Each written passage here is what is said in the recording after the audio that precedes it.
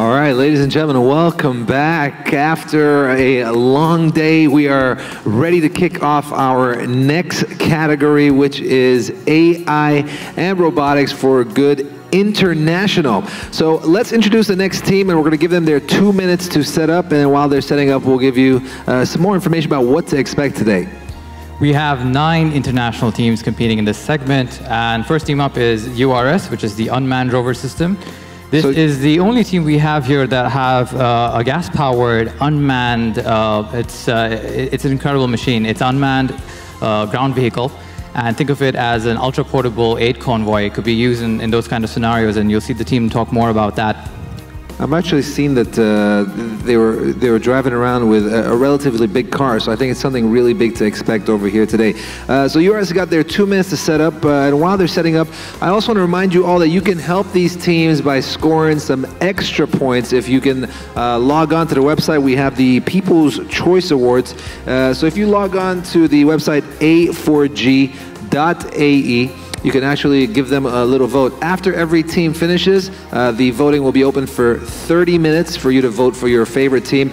Make sure you cheer them on as well. They want lots of energy. They've put months and maybe years of hard work into the preparation for today's event. So cheer your teams on, and make sure you try and get down to that website to give them some extra points as well. So what are we expecting today in the international category, Shaban? Oh, lots of different kinds of devices. We've got 2 teams that have underwater exploration robots. We've got a team that's working on an exoskeleton specifically designed for kids. Another team that's brought in another 3D printed biomedical device, and we'll let them talk more about that. And finally, we have Marcy Bionics. These guys are the ones that are doing the exoskeleton for little kids. We had in 2015, last year, 2016, there was another exoskeleton team that actually won the project, so I'm happy to see more people working on those solutions because that sector really does need a lot of help. Thanks, Shaban. All right, we're going to be handing over to the next team that's about to set up. And don't forget, if you're on the social, hashtag UAEA4G if you're posting anything on Facebook, Twitter, or Instagram. Our next team, would you like to introduce them? URS, Unmanned Rover System. Matthew, Urs, Steve, and Mohammed. All right, you've got 15 minutes to impress our judges. Good luck. A round of applause.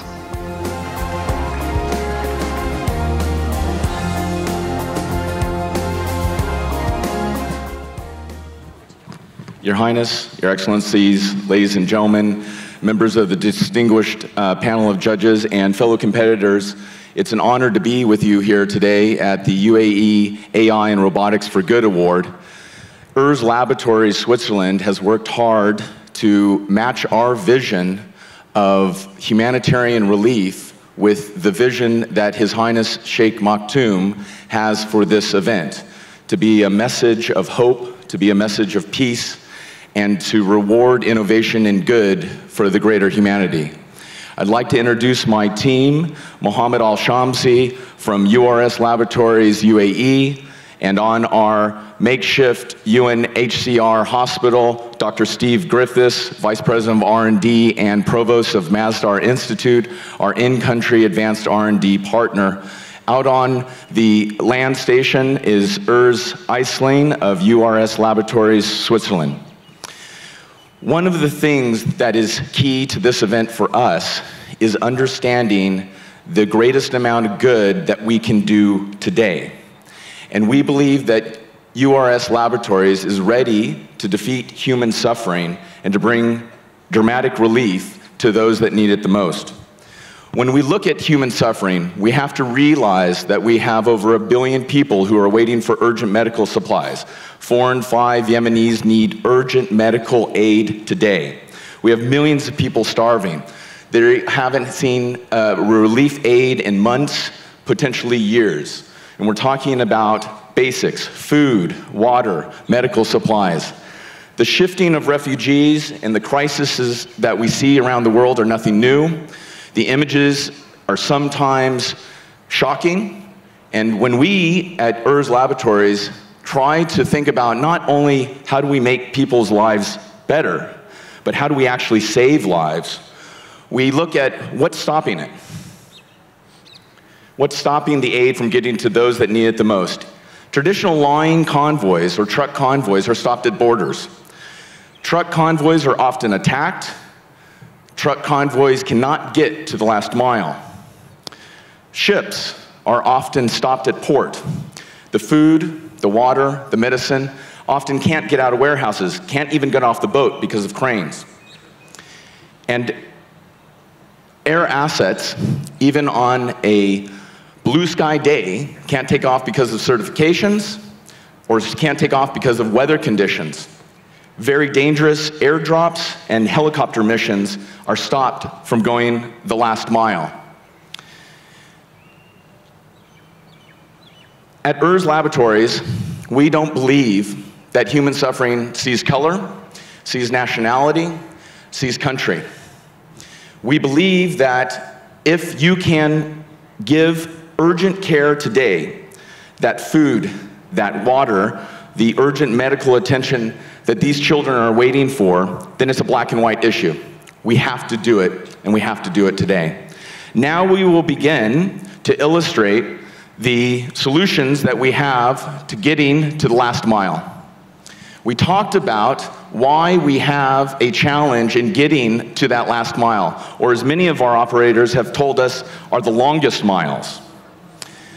If you look at our guided drone transportation system, the ability to have tons of aid delivered in multiple missions that we have pre-programmed into an easy-to-use operator software. The robotics are controlled through advanced AI that we have programmed into downloadable software on any smart device, on iOS and Android. We want to have the ability to answer the call for the demand for urgent relief. And as we talked about, we have multiple solutions for that: medical, water, emergency services, food, and demining. Why URS? URS, URS vehicles, can give the UN Refugee Agency, UNICEF, and World Food Program an extra tool. This isn't going to replace all delivery of aid, but it can meet that boat, it can meet that truck, and it can meet that air asset, and it can go the last mile. Not just one URS vehicle, not just two, but multiple. When you look at the guided drone transportation system and the guided drone mine detection system, we have built in 6 different current missions into the program. And those 6 different missions, as you see up on the screen, give remote control capabilities, follow me capabilities, which are key when you deploy hundreds of transportation vehicles to the front lines, allowing hundreds of vehicles to follow each other, and a return home capability. The return home capability will allow for an urgent or critical need of a relief worker, if injured, to hit a pre-programmed app that will allow for the URS vehicle to return to the last known waypoint where the supplies were safely loaded. The shuttle capability allows for the urgent relief to go 24 hours a day into a fixed waypoint. The waypoint follow and the demining also give additional tools whereby we have seen that the logistics resupply route and the demining would allow for farmers in South Sudan and in the southern part of Afghanistan to have an easy-to-use demining platform to team with experts that are offering the tools and the arms that can connect very easily with our URS device. We will display now up on stage all of these capabilities. And what you have is potentially the relief supplies have been delivered to the front lines. We've had Dr. Steve Griffiths play the role of relief worker, and he has now identified that there is a person in urgent need of evacuation. So within our bed, we have developed a medevac capacity for a person that's critically injured to be loaded and having the pre-programmed route, the URS vehicle will know where to return back to. This is critical. So now our device not only delivers food, water, and medicine, it's now getting those that need the most urgent care back to the hospital.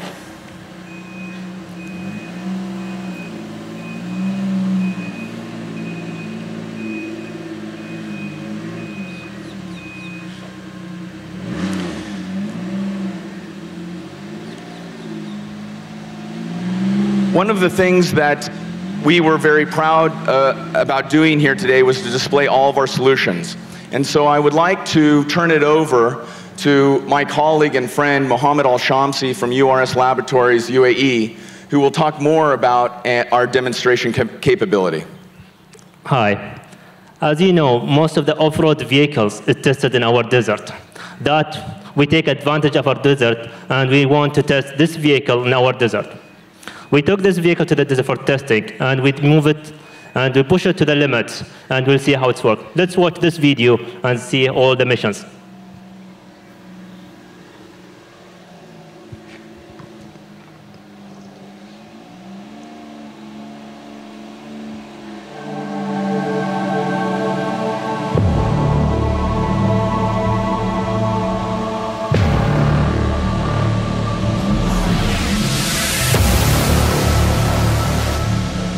What if there were a solution that could alleviate some of the most urgent human suffering? What if that could be done efficiently through innovative drone technology, combined with robotic and artificial intelligence, without further risk of human life? Did you know that it actually could be done today? To rise to the challenge of the humanitarian situation and missions around the world, URS is ready to alleviate human suffering now. URS series of drones can empower agencies such as the UN Refugee Agency, UNICEF, and World Food Program with new tangible transportation options, and represents finally their answer to get urgent relief to those in need in a cost-effective way and in a fashion that can be understood on the ground, even though it harnesses advanced artificial intelligence in combination with cutting-edge all-terrain platforms. Some of URS's intended theaters of operation: health and medical, social services, food, water filtration and sanitation, emergency shelter, demining. URS has fast, robust, and nimble platforms that are more cost-effective in critical situations than traditional options of truck convoys, airdrops, and expensive, dangerous helicopter landings on front lines of conflict zones.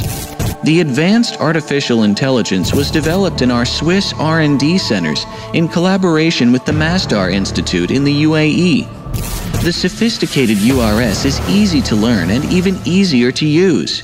1. Remote control. For missions within sight, keeping the operator at a safe distance.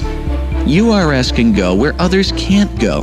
URS can be stockpiled and ready to be implemented on a moment's notice. No need to wait or train expensive crews that have to be on alert 24/7. 2. Follow Me capability. A feature that allows any number of unmanned URS vehicles to form a convoy. It allows central command to increase the payload proportional to the assessed need without risk in a traditional line-follow pack horse or camel caravan route. 3. Return home capability. The URS can be remotely ordered to return to base, pre-programmed to do so automatically. In an emergency or circumstance where the driver or aid worker is incapacitated or unable to operate the vehicle, a return home mode would result in the vehicle returning by the fastest means to a fixed point. 4. Shuttle capability. Routine missions, or missions that require constant initial emergency supplies, can be pre-programmed to do so with time and geographical parameters. The size of the convoy can also be pre-programmed. 5. Waypoint follow.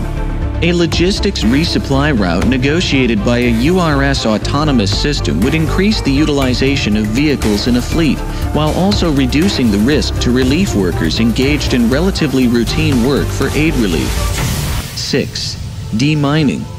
A demining capability will be attached to the URS for mine clearance. URS combines mine detection and removal into one operation in any field, in any terrain, can be demined fast and securely using a grid pattern across the predetermined area. In the near future, the URS company will offer additional series of platforms, differing in size, propulsion, and payload, all capable of going where others cannot go. URS is ready to save lives today. URS will deliver more relief, safer and at lower costs, and fewer lives lost, helping reach those that need help the most.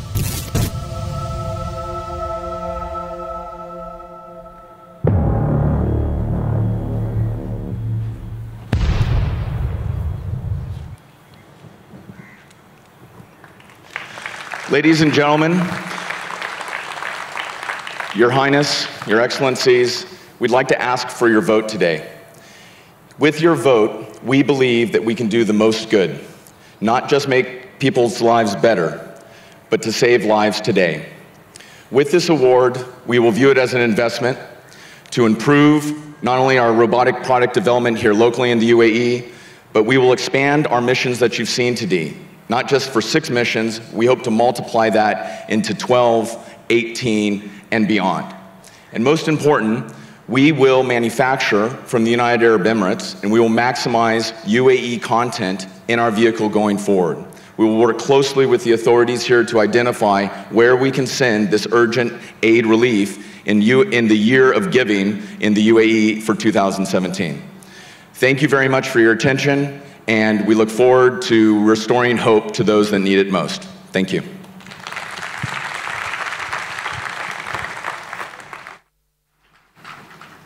All right, there we go. Our first team in the international category, URS. Thank you very much for a great presentation over there. What a way to start. We're going to give them a minute to clear up the stage, and you can watch the highlights on the screen right now as well. A little look at how they did as far as the presentation is concerned. Were you impressed with that presentation? Because I was. It absolutely was very, very impressive. Unmanned rovers and in this sort of size format are quite rare, and they've adapted it, you know, we've seen quad bikes running around in the desert. This is just something of a different level. I know. I mean, I go quad biking in the desert myself, but I definitely want to try one of these the next time I head over to the desert. All right, as they clear the stage, we're also going to invite our next team to set up. We're going to give them their 2 minutes. Once they reach the stage, they get 2 minutes on the clock. Archangel are going to be joining us on stage. So what can you tell us about our next team that's going to be joining us on stage? Well, Archangel are one of the more technical teams we have over here. They're briefly like 7-8 pages, and it's a very, very good example of an evolution of payloads. They're specifically concentrating on payload development for all kinds of different devices. In this case, today they will be demonstrating their payload on an unmanned aerial vehicle, a UAV or a drone.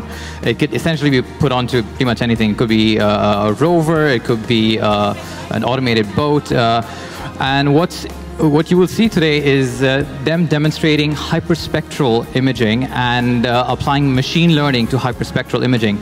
Generally, machine learning is applied to, you know, simple video streams, so that's RGB. Hyperspectral is 140 bands, so that's a lot of data, and it's quite amazing how they've solved for that problem.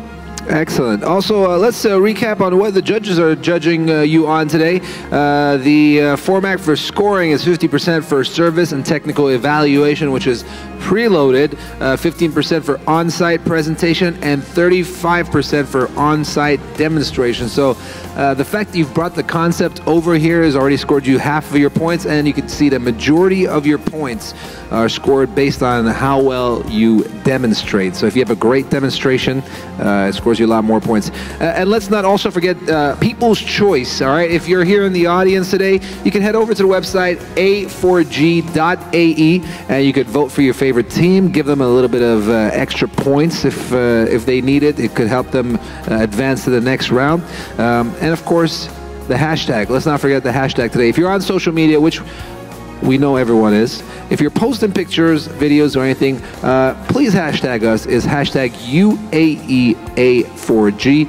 And also, we've got the URL up on the screen as well. In case you want to follow us, it's at UAE for Good Awards. Day one over here, it's the AI and Robotics.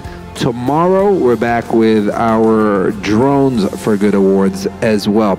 Now, tomorrow, we're going to see a lot of this net up because when the drones are flying, we're going to make sure everyone is safe. So, Shaban, why is there a drone in the robotics competition? Like I said a little earlier, Dan's payload, so let's talk about the team. There's Dan, Ben, Jared, and Owain. They've come in from the UK. Their payload could be adapted to pretty much any kind of automated vehicle, but obviously drones allow you to be up in the air and gives you a lot of coverage. And their payload system would be best used in that sort of scenario. And that's why we are using drones today to be able to demonstrate what they can do. Essentially, they can see the invisible. That's what it is. So if you have an item that's camouflaged out in the ocean, let's say a smuggler's boat, and they have something hidden inside the hull, this system essentially can actually see through that. Or if it's something that's carrying, let's say, a toxic gas, all of these bands, the 140 bands I was talking about, 144 actually, are able to pick up different chemical signatures. So the applications are wide-ranging, and that's quite unique. This is the only team that is working on hyperspectral-based imaging today. And they're here from the UK today. I'm sure they have some people supporting them here today. Let us let you know who's coming up today in the international category. After Archangel, we've got Marcy Bionics. And if you're supporting them, feel free to give them a little shout or scream so we know that you're over here. Fathom is coming up. Open Bionics. We got Digger Dome, Open Rove, SG Robotics, and Twice, spelt with 2 eyes. Over there. Yes, it is. And that's going to wrap up our international part of the day today. And then tomorrow we'll be back, of course, with the drones competition. So I hope you're all having a great day today. And thank you for sticking around with us. And once again, we do apologize for the slight delay that we had earlier. It was really due to the weather. Nothing that we could do about it. As long as we're covered here on top, a little bit of rain never hurt anyone. It does not hurt anyone, indeed. All right, we're ready to go with our next team. Please put your hands together for Archangel.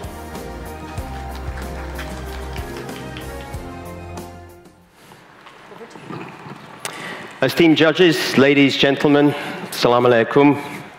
I'm Dan from Archangel Imaging. Now, we are not a robotics company. We're the artificial intelligence company, in fact, AI for short. We make distributed intelligence systems with advanced unmanned camera systems, specifically hyperspectral. We've got a long history in cool technology.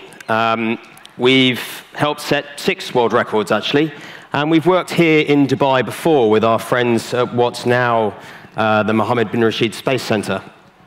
But sometimes cool technology is not enough. We're very proud of the work that we've done, but back in Europe, we grew frustrated with what we saw was the gap between the world-leading technology we developed and the impact we could have in the world. And we saw that gap was in the payloads. Payloads that can operate on a beyond line-of-sight link, very, very narrow data links, and perform so that we can get the most out of the unmanned platforms that we have available today. And so we founded Archangel Imaging in order to produce those payloads and pit them at the biggest problems we could find.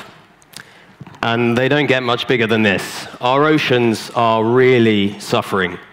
If we continue to let them degrade, they'll reach a critical tipping point where they'll start to acidify, and then a cascade, a chain reaction of mass marine extinctions will just accelerate that acidification, putting billions of human lives at risk. That's billions with a B. And that's real. It's one of the few existential threats that we can actually predict and do something about as a species. But even in the near term, lives and livelihoods are lost at sea every day. 70% of illegally smuggled goods move by sea, and that includes people smugglers, the modern-day slave trade. 88% of the surface of the ocean is already contaminated with plastic. Oil tanker bilge pumping in sites like the Malacca Straits is such a common practice that any operator who doesn't do that deliberate pollution risks going out of business because they won't be competitive. It's unpoliceable. We think we can address this problem with distributed, independent, intelligent hyperspectral payloads. But we need to solve a communications problem before that. Now, slightly contentious maybe, but the Internet of Things is a little broken. The Internet of Things, as it's classically envisaged, is a sort of central planner's dream. Everything comes back to a central decision hub, and then teacher makes a decision and pushes that out. So it would be like if you're looking for a missing person, you have every single member of the rescue team holding down their transmit button and simultaneously narrating everything they can see. It doesn't make sense. It's not what we do today, and it isn't what we should do in future. What we do is we educate a rescue team, we distribute them, and if we learn something new, we update the intelligence for the whole team. Now, cloud-based AI and the IoT does work very well in smart cities like Dubai, places with big communications infrastructure, Singapore, London. It doesn't work over the oceans. We don't have the communications, and we can't get the data back to manage these problems. We have to push the intelligence out to the point of need, and that's why we've developed the AI systems we have. Our solution is called Cerebella. We like to think of this as enabling the Internet of Smart Things. It's a framework for managing distributed intelligence. Ben will go into the designer view here, and what he can do is start to simply drag and drop blocks of classifiers and processes to build up the logic decision tree he needs. And then he can deploy that to a distributed system of intelligent payloads on all number of platforms, unmanned surface vehicles, smart buoys, drones, and passive payloads that are bolted to the side of manned vehicles. And we can also update this in service. So if we change our minds about what we're interested in, or we learn something new, or a particular vehicle is missing, or a new pollutant is of interest, we can update the whole fleet. And so it's off Cerebella that we hang all of our payloads, specifically Horizon, our hyperspectral payload.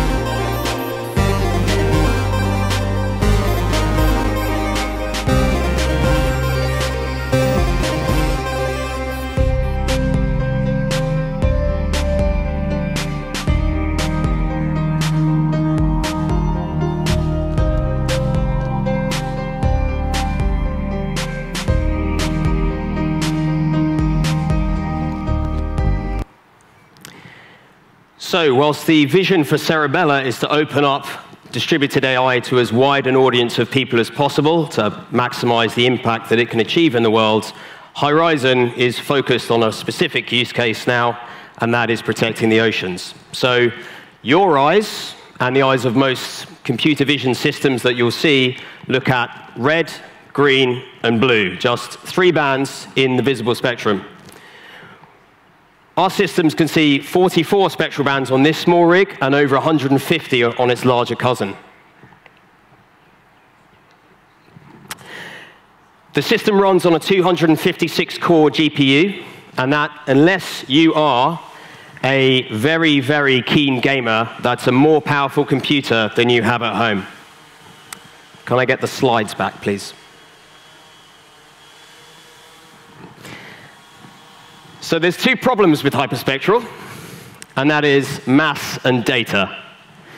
They produce far too much data to normally handle, and by putting our advanced algorithms at the point of need on the payload, we no longer have to transmit all that data. We can just transmit decisions. The other problem is mass. Now, we're using printed filter technology that prints the filters directly onto each pixel, and that means that this payload is a 30th the mass of other payloads. Lastly, because each material has its own unique spectral signature, not only can we see the invisible, but we can tell you what it's made from.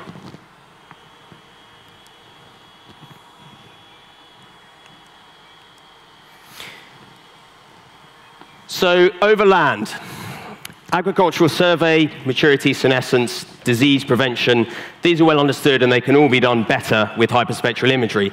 Just to demonstrate what we were looking at earlier, the drone itself has easily detected, or wrong, the payload itself has easily detected the camouflaged vehicle on stage and has penetrated that camouflage even though that would confuse any other machine vision system. It's now out over the water, and you can see from this why we care so much about camouflage. That's a drugs boat, and that was intercepted by the US CBP.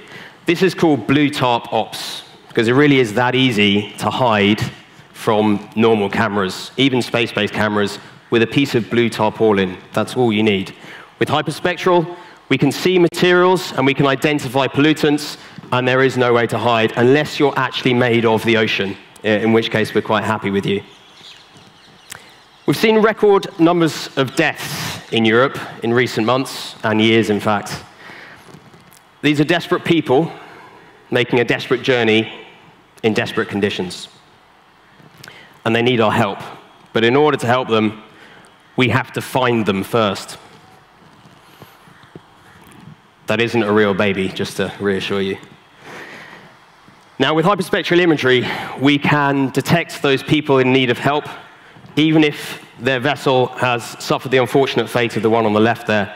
And we can do that in choppy water, through haze, even with debris around, much like a human eye might be able to do, but like most machine vision would struggle to achieve.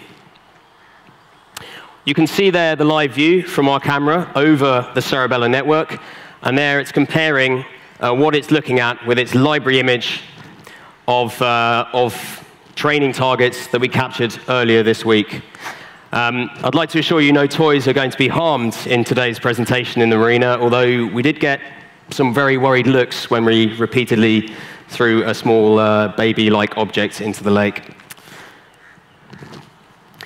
Now, please don't be distracted by the drone. We are an AI company, and we like to work with as many platforms as possible. To us, that's Skyhook, and it's just a vanilla-flavored octocopter without offending its father over there. We originally conceived of Horizon to go on a solar-electric aircraft for a round-the-world mission. Since then, we've deployed the system on unmanned surface vehicles, on drones, of course, on unmanned ground vehicles, and we're very proud to be supported by the European Space Agency and the UK Space Agency, and we're even looking at deploying this on a planetary rover, Mars, to determine signs of water and potentially even signs of life. Now, the hardware itself is multi-mission and can be retasked live and in flight or in use on the ocean using the Cerebella framework. So the same hardware could be used for agriculture, detection of buried explosives, or any other use case that you can imagine. And indeed, we'd like to open up distributed intelligence via Cerebella for as many people as possible to design their own missions and maximize the impact. Protecting the oceans is a big goal. It's a little scary, actually. It's that big. And we're only going to get there by working together, collaborating, and working together with all of the platform providers here. This is why this is such a great event for us to attend. However, there is a precedent for that big goal. We used to have a hole in the ozone layer, and we imagined new rules. And then we decided to police them, and we protected the ozone layer. And now we don't have a hole. And that's pretty cool. So well done, humans. You're pretty cool. So we can do it. The question is, do we have the will to solve these challenges? That's the question we asked ourselves when we founded and funded this company ourselves. And it's pretty clear to us that in Dubai here, there is the will to tackle these big challenges and do difficult but worthwhile things. It's always a pleasure to be back in Dubai. There's a lot of great teams here, and we're extremely happy to be part of this event. Shukran. We hope to spend more time here later.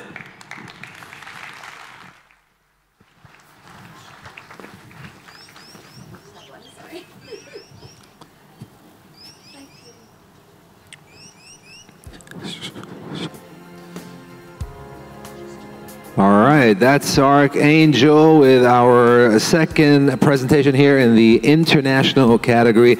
A round of applause for them once again, please. Recap is on the screen as well, so you can take a look at some of the highlights of how well they did. 2 teams in now. And we'd like to invite our next team to join us on stage to start setting up. Every team has the same amount of time, 2 minutes to set up and 15 minutes to present to the judges. So without further ado, we'd like to invite Marcy Bionics to the stage, and we'll get them setting up. Once they reach the stage, we're going to give them 2 minutes to set up. Welcome if you have just joined us. It's the AI and Robotics for Good Awards today. If you missed the first part of the day, we're done with the national competition, and now we're in the international competition. 2 teams in with the 3rd ready to go. And also don't forget about the hashtag UAEA4G. You can see it all around the side of the grandstand. And of course the People's Choice Award as well. If you're planning on voting for some of the great ideas, or even if you're supporting some of the people who are over here, the website to check out is a4g.ae to vote for your favorite team. Let's talk about the next team who's joining us on stage. We have our expert with us here today, Shaban. Shaban, what can you tell us about the next team, Marcy Bionics? Well, Marcy Bionics have come to us from all the way from Spain, and there's Dr. Alina Garcia, Manuel, Daniel, and Alberto. I had the pleasure of talking to them a little earlier. They're doing great work. They're developing an exoskeleton for kids, and they're attacking a very, very specific problem here, because children at that age grow up.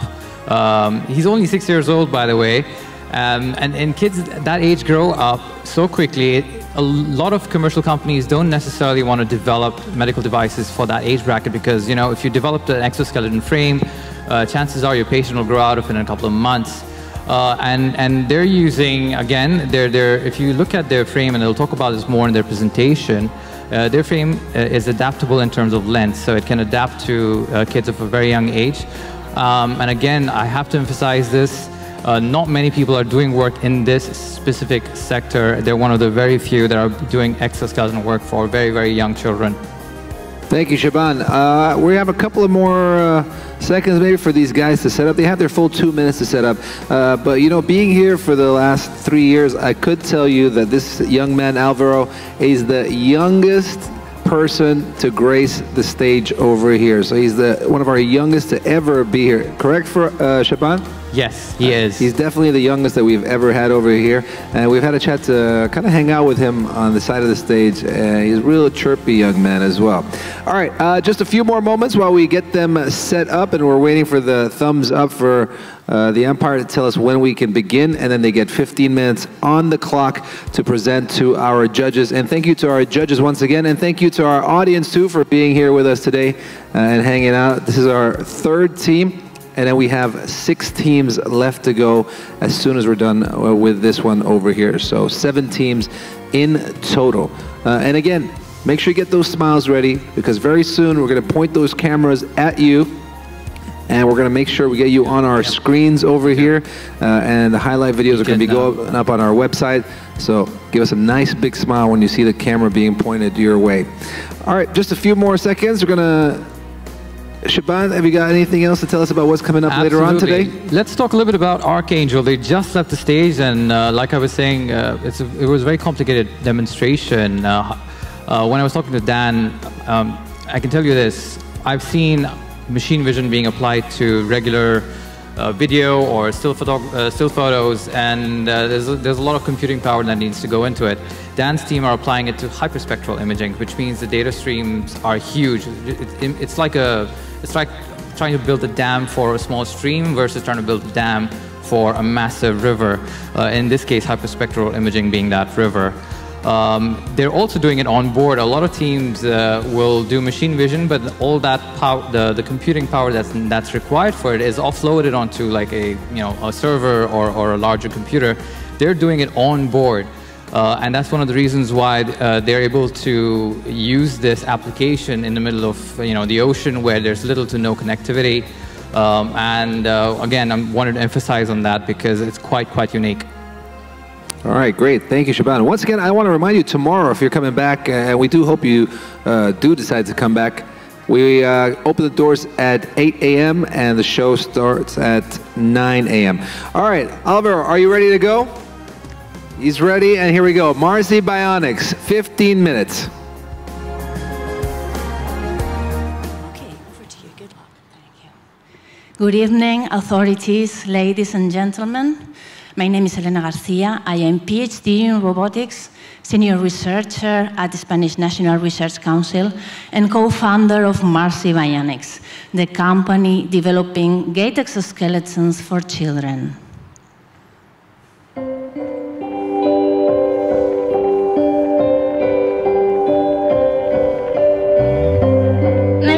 Because I was born with not strong legs and I couldn't walk or I couldn't crawl or anything, so I got a wheelchair when I was 2 years old and I've been driving it ever since.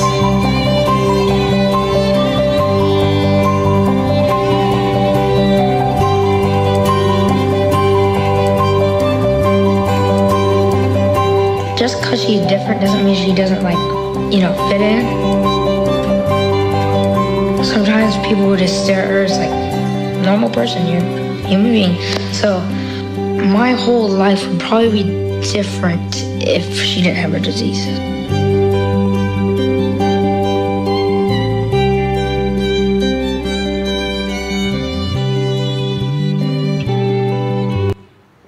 Spinal muscular atrophy is the second most frequent neuromuscular disease in childhood. Children are affected by a degenerative process, but not affecting their cognitive capabilities at all. However, their physical state progressively gets weak, affecting all the muscles of their body, even those providing breathing and swallowing. At this stage, these children can die because of a respiratory dysfunction. This can happen at 4, 5, 10 years of age, who knows? Spinal muscular atrophy is the most mortal neuromuscular disease in childhood. It affects all races, all countries, and both genders. The respiratory dysfunction that these children are affected of is directly associated with the development of scoliosis, which is a very pronounced curvature of the spinal cord that limits breathing capacity. Scoliosis is caused by the weakness of thoracic muscles, and it gets worsened with lack of walking ability. Added to scoliosis, there are other physical and psychical side effects that are frequent in SMA, like in all other neuromuscular diseases in childhood, that limits seriously their life expectancy and life quality. Clinicians do all their best to maintain these children walking because walking is the only therapy that can help delay these side effects and then provide quality of life. Scientists have also shown that walking can increase 50% their life expectancy.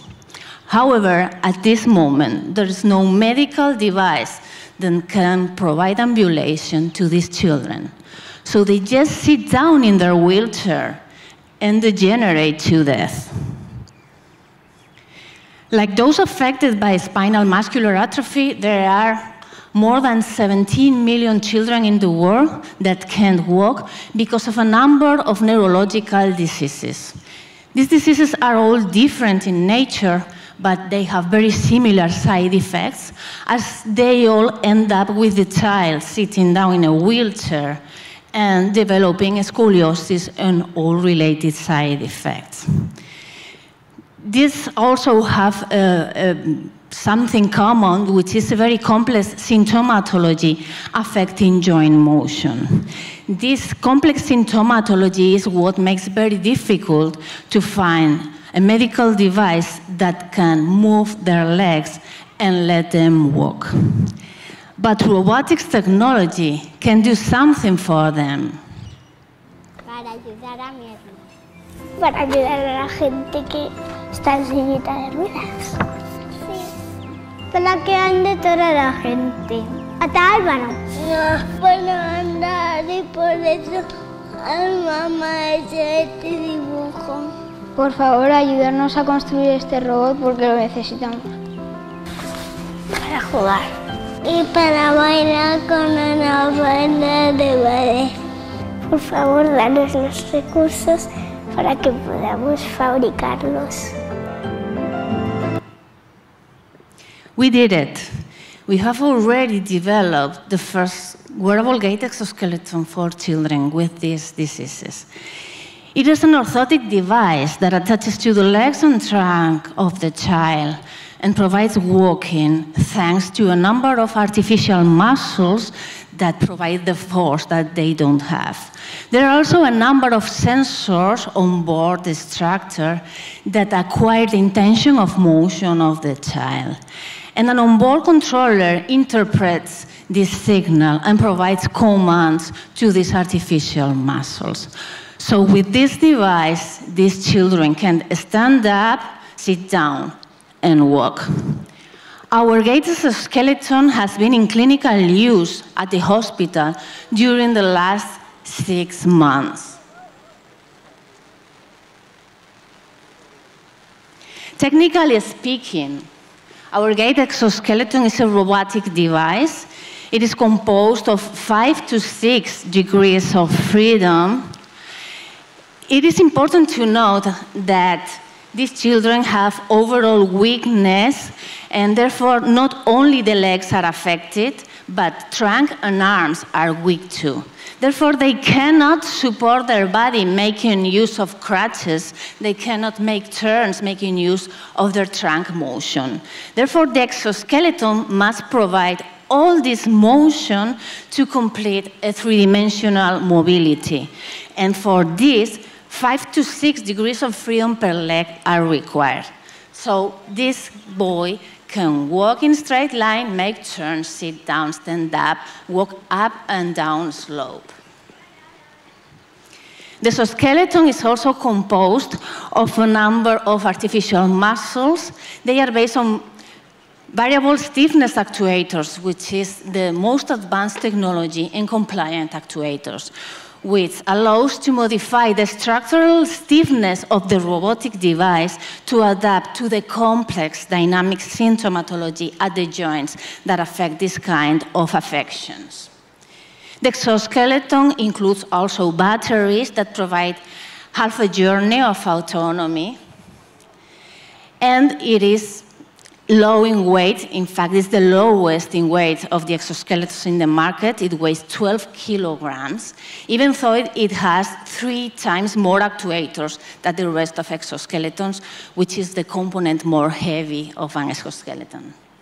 The device can be adjusted to children from 3 years old to 14 years old. Excuse me, may I see this slide? Okay. So this is the novelty. As well as I would like to compare to the state-of-the-art exoskeletons. very natural gait. I was 24 years old and at the top of my game when a freak somersault while downhill skiing paralyzed me.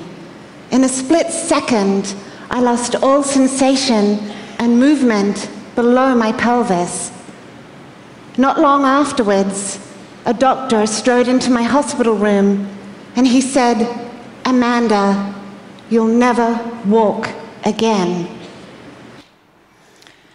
This is the state-of-the-art exoskeletons. They have been designed for adults who have been paraplegic in accidents.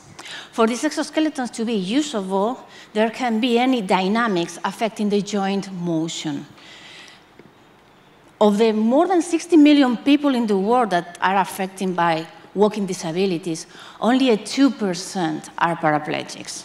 The rest of this population are affected by degenerative neurological diseases.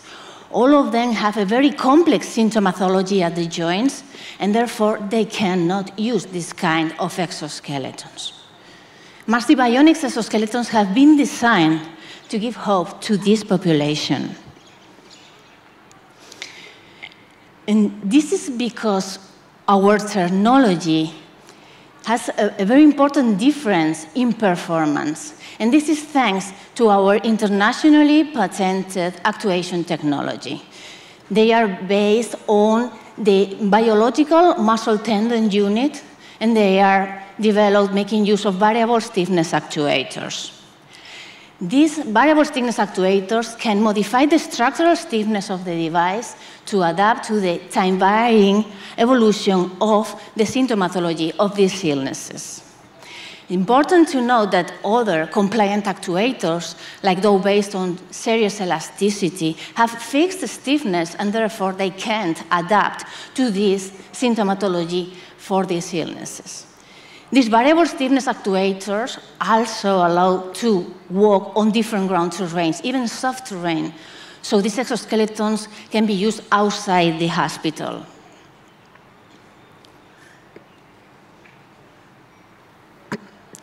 Making use of this novel technology, Marcy Bionics gives solution to a number of neuromuscular diseases thanks to 3 different exoskeleton models.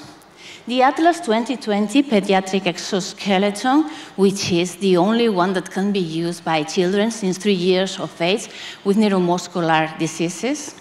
The MB Gold for active aging, and the MB Active Knee, which is a powered orthosis that can be used for the rehabilitation of stroke. You can see how Alberto is walking with our powered knee orthosis, and it is a very lightweight device, weighing about 1 kilogram, and it's very comfortable and very easy to use.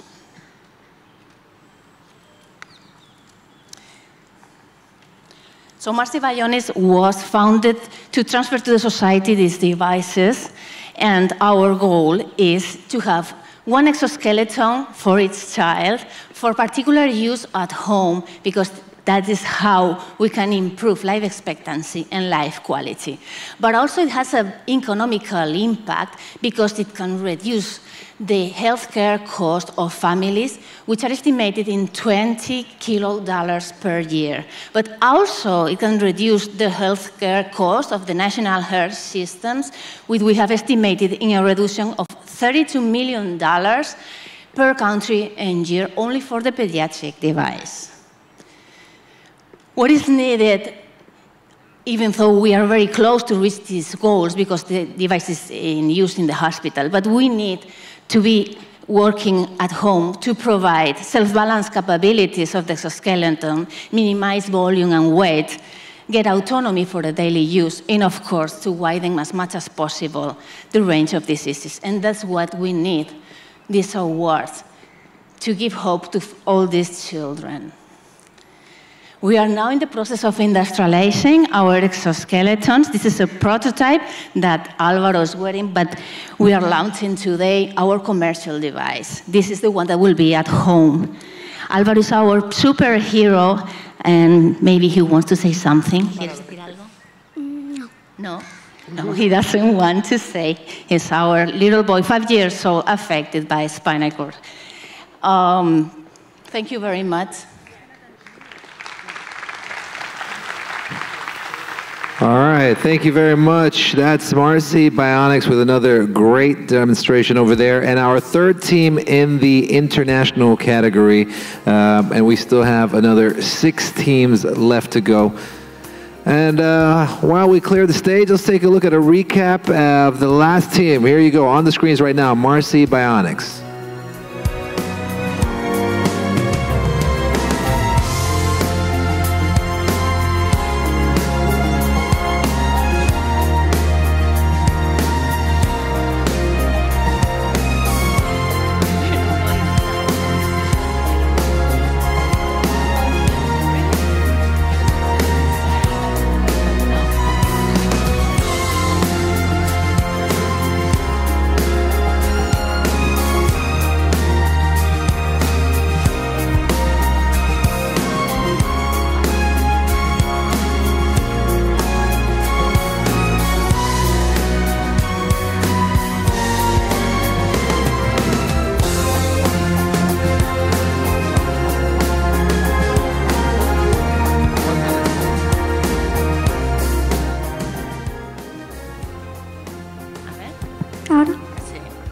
Young Alvaro is only 6 years old, and he wants to say a message before he left. He was a little shy. He's 5? Oh, he's 5 years old. He wants to say something to everyone. It's me, Alvaro Urido Namchi. I want to work. Thank you. Thank you very much.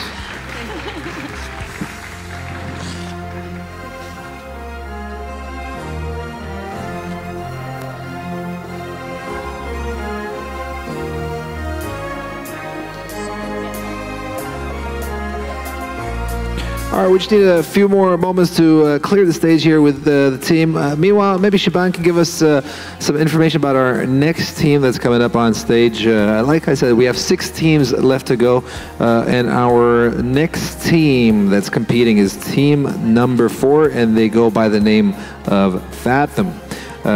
Shaban, what can you tell us about our next team? Well, Fathom is our first team today that is going to demonstrate an underwater remotely operated vehicle. And I was talking to Danny, John, and Chris. They've come all the way down from the United States about their project. Last year, if you remember, we did actually have an underwater drone that was quite the attraction for the 2016 edition of the awards. We also had the Open ROV kit being used last year, and today we actually have Open ROV with us as well. So we have 2 underwater remotely operated vehicles on display today, and each different in design and different in engineering a little bit. So a little bit about Fathom. They've got foam structure covering all of the electronics. So their ROV is so strong that you can actually stand on it. And the team is super excited. It's got a retail price of about $600. And it's got 3 motors for propulsion and an onboard 1080p camera. Thanks, Shaban. All right, our next team is ready to go. It's team number 4, International AI and Robotics. Please put your hands together for Fathom. Okay, over to you. Good luck. Thank you all so much for having us here today. I'm John, this is Chris, and we're extremely excited to talk to you today about our company's latest innovation, the Fathom One.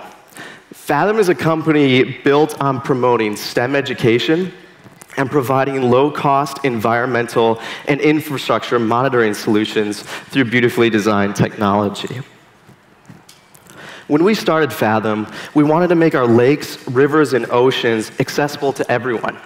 As an avid scuba diver myself, I know firsthand just how amazing it is to get under the waves and experience a world unlike any other. That's precisely why we created the Fathom One, to see the world from a brand new perspective. The Fathom One is an underwater drone that's extremely portable, modular, smart device integrated, and exceptionally affordable. Let's take a moment to walk through some of the important features of the Fathom One. To ensure our pilots see every detail, we incorporated a full HD 1080p camera on board with dual high-intensity LEDs for clear viewing at depth or at night, as well as an extendable tether for high-speed data transmission and to act as a safety line in case anything happens to your drone while underway. The Fathom One can easily reach depths up to 50 meters at the top speed of 3 knots, giving you unrestricted access to some of our ocean's most beautiful areas. An integrated rail system makes adding accessories easy to expand the functionality of the drone. And additionally, we'd like to announce that Fathom has also officially decided to make all of the Fathom One's software open source. Thank you. We've already seen that the real innovation takes place when we get our products into the hands of our customers and they can expand the functionality of the drone as they see fit. Essentially what we've done is taken 40 years of ROV technology and shrunk it into a tiny package that can fit inside of a messenger bag. Now we're going to let Chris go off stage to join our other team member, Danny, out by the test tank over there to get ready for a live demonstration. As we all know, you can pack all the technology you want to into a product to give it great specs, but if no one knows how to use it, it becomes essentially worthless. A common issue among existing ROV technology today is that so many of these systems take so long to learn how to use. Fortunately, we've come up with a solution. The Fathom One's motion is designed to be biomimetic. In other words, it swims more like a fish than it does a robot. This is accomplished through its unique tri-thruster configuration and easy-to-use native application to make it incredibly intuitive to pilot, taking normal training periods from days to minutes. The Fathom One pilot interface makes controlling the drone easy. Dive information such as depth, heading, and pitch are displayed along the top of the screen in a way that makes sense to the user, while touchscreen controls are designed to allow pilots to begin diving right away. Beyond making the drone just easy to use, we knew that our overall mission was to make a robotics system that could tackle whatever scenario was thrown its way. That's the most exciting part about the design of the Fathom One, is that it's completely modular. All 3 thrust modules can be removed for easy packing, repair, or customization. When you add an integrated rail system for easy payload attachment, the possibilities of what you can use the drone for become endless. A pertinent example of why this modularity is important happened to us about 2 days ago that we realized after the drone went through customs, one of the thrusters had cracked because these early thrust module prototypes are made of a more brittle 3D printed material. Instead of having to call off our entire live demonstration, all we had to do was swap out the problem thruster, and it was as good as new. The Fathom One system also features a Wi-Fi-enabled buoy that maximizes your operational range, or you can keep it close for easy retrieval. Now we're really excited to show you how the Fathom One prototype works. To prepare the drone for a dive, all the user has to do is plug the drone into its buoy and launch the Fathom application. From there, you can control the drone using the on-screen interface, or if you perform a more tactile user experience, we've integrated physical controllers as well. To take it a step further, if you really want to feel like you're down there with a drone, you can use first-person view headsets to feel like you're sitting in the cockpit, diving among the coral reefs. Another exciting feature that we built into the Fathom application is the observer function.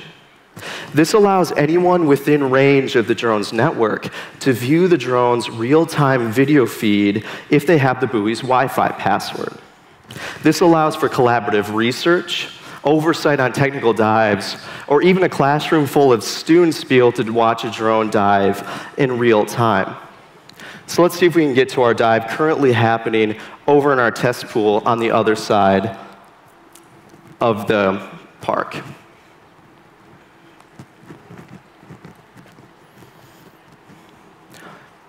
If we can get a video feed up as soon as possible, that'd be great. As you can see, once we get the drone feed going up on one of the screens, our drone is extremely maneuverable.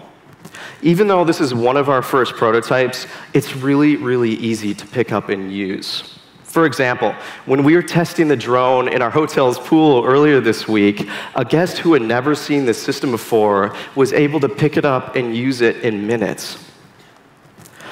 Although we designed the Fathom 1 to be an extremely adaptable and reliable tool to be used in a variety of applications, one such application is in an educational setting for STEM education. STEM stands for science, technology, engineering, and math. STEM education has been repeatedly found to be a driver of technical innovation and integral to economic prosperity. Unfortunately, in many countries such as the United States, students are losing interest in STEM fields at a young age. We envision the Fathom 1 as a powerful tool to supplement a student's curriculum, driving them to pursue STEM education further into their educational career. After all, these students have a direct impact on our world and the problems facing it. One of these problems is an ever-changing climate. As global climates continue to place undue stress on our marine ecosystems, the results have begun to show. This year alone, some scientists are predicting the loss of coral reef systems with a congregate area triple the size of the city of Dubai. Clearly, something needs to be done. Unfortunately, not only are ecosystem monitoring solutions costly, they're difficult to implement. The Fathom 1 has been designed to break down the barriers that typically inhibit monitoring by providing a cost-effective solution and in creating an incredibly easy-to-use system. This means that the ability to have a positive impact on the environment is no longer limited to well-funded organizations. The monitoring capabilities aren't just limited to marine ecosystems either. Underwater infrastructure inspection is one of the more costly and dangerous aspects of maintaining a society's foundation. However, it's of the utmost importance to identify failures in these structures quickly and effectively. In the US alone, over $2.8 billion are wasted every year due to water main failures. In fact, in a recent study conducted by civil engineers, the US received near failing grades on its quality of infrastructure. And it's not just the US where this is a problem. In recent history, there have been countless tragedies around the world that could have been prevented by more routine inspection. Dam failures, bridge collapses, and catastrophic pipeline failures are just some of the examples of the consequences of poorly maintained and monitored infrastructure. The Fathom 1 is an affordable, easy-to-deploy solution to this problem. We realize that it may be difficult for one device to be used for all of these different use cases, which is why we designed the Fathom 1 to be completely modular. Not only can you add different cameras, lights, or sensors, but the drone's propulsion systems can be changed as well. And this isn't limited to just changing to different thrusters. Here's an example of just how flexible the Fathom 1 system is. With minimal modification, the Fathom 1 ROV, or remotely operated vehicle, is transformed into a pipe crawler system. In this scenario, now organizations can not only inspect the exterior of submerged pipes, but also their interior. What all this means is that you get a holistic solution in a single device. This incredible system flexibility has never been seen before in this type of remotely operated vehicle. Because of the Fathom 1's modularity, the problems we can solve are virtually endless. Our product is a robust, simple, and extremely accessible system which is adaptable to almost any scenario. But this is just the beginning for Fathom. Although we're a small company, we have big plans for the future. That's why we'd like to announce the Fathom Ambassador Program. With your help, we'll be able to distribute Fathom One systems to researchers, educators, environmental organizations, and explorers for little or no cost to them. It's our way of giving back to hopefully make the world a better place.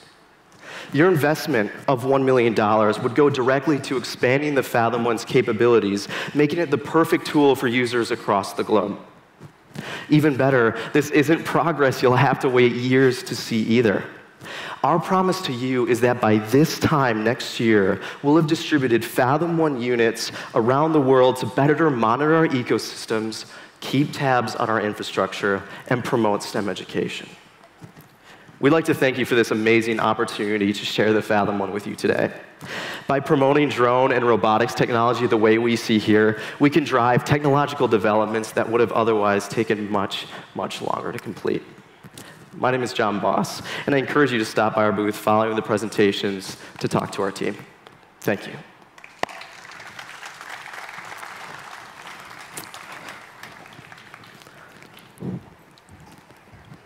What?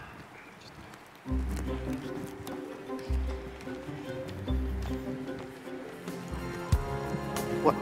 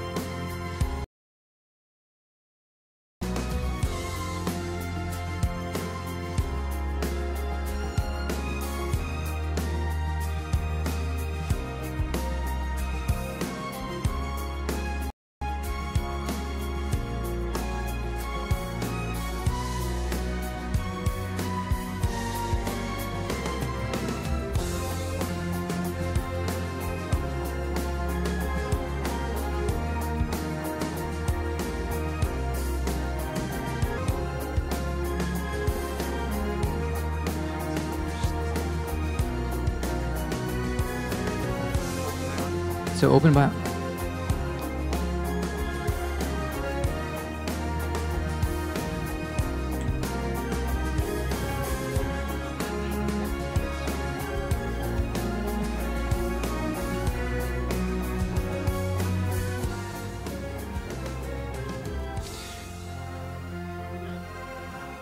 All right, ladies and gentlemen, that was Fathom and our fourth team in the international category of AI and robotics. We are going to take another short break for the prayers, and we'll be back with our fifth team, which is Open Bionics. So a little bit of a break, and we'll be right back.